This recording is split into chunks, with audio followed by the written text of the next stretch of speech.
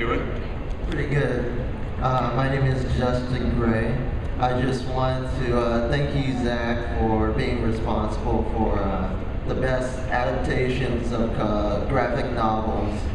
So thank you for that. And then my question was, the action scenes in The Watchmen, do you have the same action choreographer for this Sucker Punch movie? Yes, Dave McCarro did 300 and Watchmen, and he worked on this movie. You know, we try and shake it up, you know, whenever we get after it. So, you know, I think you're going to see some stuff in this movie that, you know, we did stuff in this movie we've never done before. So, you know, it'll be, I think it's fun. I think it'll kind of push it. But David's amazing, so he's just a genius of mayhem. So that's awesome. You know, 300 is a fairly simple story. Watchmen and Sucker Punch are incredibly complex. Do you find yourself leaning one way or another? Is there one that you find particularly appealing as a filmmaker? Well, I mean, it's a lot more exhausting to make a movie that has like 100 different layers and 10 different stories going on, and they all have to kind of come together in the end. And so, I mean, there is that. I mean, not to say I long for the simpler days when people didn't need complicated movies. No, I'm just kidding. I kind of, each thing is its own thing, and I guess the reality is they're all complicated in their own way, you know? Sure. And so, it's just, you know, I guess when you're juggling things, maybe, you know, there's an element of that that's difficult, but also when you're telling this sort of simple, straightforward story, it's also difficult to, you've got to keep it compelling and interesting. So, you know, they're both difficult. Hey, how are you? Pretty good. My question is for Zack Snyder. With Inception, and now it looks like this is continuing the tradition of films that take place in the real world, crossed over with fantasies taking place in people's minds. And one of the trickier things with those types of films is, how do you define the line between fantasy and reality, and how much do you want to define that line? How much do you want to spoon feed the audience, and how much do you want to let them figure out for themselves? So how did you reach the conclusion with this film? Awesome. Yeah.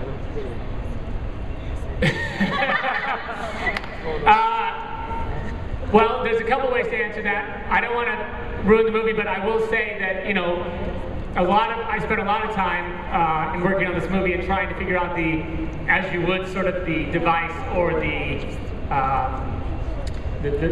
part of the movie, of course, that either transports you and then the rules and reality of the world once you're in the alternate reality. And so, yeah, just like anything, I think you have to spend a lot of time with that, as long as, you know, those things all coalesce in the end. You know, I think that's the real trick, and the real challenge of the film is getting them all to match up in the end. You know? Do you anticipate the film will be rated R or PG-13? Or? I think the movie actually has a chance of being rated PG-13, to be honest. So we'll see. I'm waiting to see what they say. You know, we have a lot of fantasy-style creatures that are being mowed down. So if you're familiar with a little movie called Lord of the Rings, they made a movie called Lord of the Rings. It's crazy. They lorded the rings completely. No, they killed a lot of orcs in that movie. And they got a PG-13. They cut their heads off, which I thought was awesome. But yeah, if you kill an orc or a droid, you can hold on to the PG-13. Exactly. Or if your Nazis are zombies, they're not Nazis because of World War I. Everyone calls them Nazis. It makes me crazy. But anyway, if your German soldiers are zombies, then maybe it's cool to kill them a lot. So that's what we did. How are you today? Hi. Hi, my name is Angel Hunter, and I'm a feminist filmmaker. Awesome. This is a question for the panel. How was it making and writing such strong female characters, which is not the norm in Hollywood? Should I say something?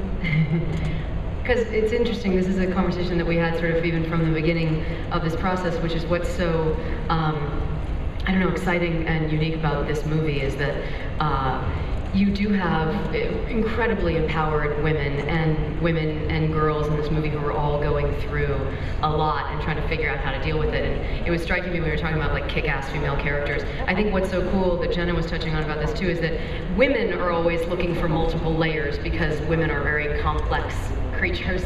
And what's so cool about this is it's not necessarily about, you know, you don't have to like not be sexy or not be funny or not be this or not. If you don't have to just be one thing. I think for a lot of male action heroes, it's cool to be everything that you are. Whereas if it's a woman, it's like, well, I don't know, they're dressed kind of sexy. Maybe it's not empowering. Maybe it's objectifying. And I think that the truth is, yes, that is a tricky line, but I think that the more kind of interesting side of that line is that women can be all of those things, and that you know, Zack, who is an amazing, obviously, writer, director, visionary, all of these things, he actually has all that. And he also really likes women, and actually but truly, and all that comes along with that. So he writes really awesome characters for us to play, and I think for everyone you'll see a real strength and a triumph within themselves from the beginning of the movie to the end of the movie, of where they learn and get stronger and cooler and more kick-ass, and it's pretty awesome.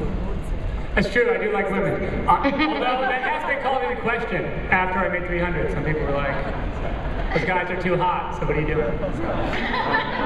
You know, I do like women now. I'm going to go on record 100%. Zack Snyder likes women, ladies and gentlemen. Mark that down. You know, this is a panel on Sucker Punch, and we're going to keep it on Sucker Punch, but I read in the LA Times the other day that you are going to be writing Xerxes. Yes.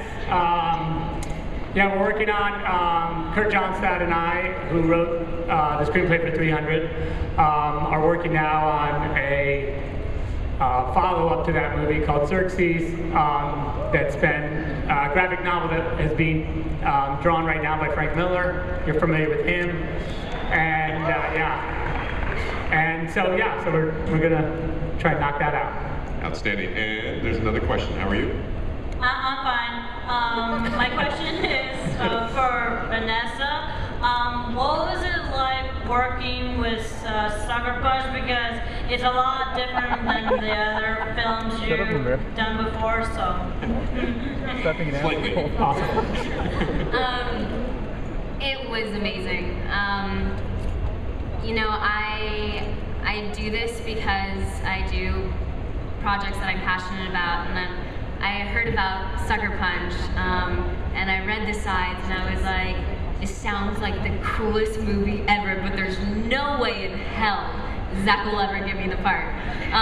So I auditioned several times, and luckily enough, he did give me the part.